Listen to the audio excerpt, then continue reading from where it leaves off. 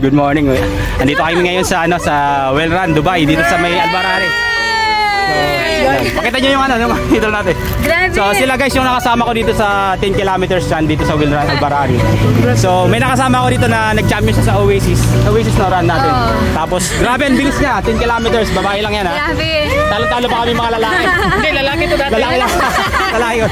Grabe. Actually dalawa sila guys na babae na grabe sobrang bilis. Takbo na rin kayo. Hindi nyo kakayanin yung resistensya nila. Nauna ako sa kanila tapos parang dinaanan lang ako ng kabote. Sama na kayo sa amin next week. Pakilala tapos Okay, you Inky Runners. So, saan ka dito sa Dubai? Sa Financial Center. Tapos yun So pila na ko edad I'm 43 years old. So 43 years old guys, and grabe. Diba? Parang 18 years old siya kung tumakbo. Grabe. Baka 16 years old pa pag nakita nyo. Grabe, bilis. Sagi na kayo. So, ang ganda.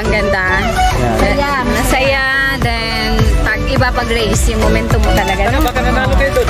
Tara. Let's go guys. Kukuha na kami ng mga prizes namin.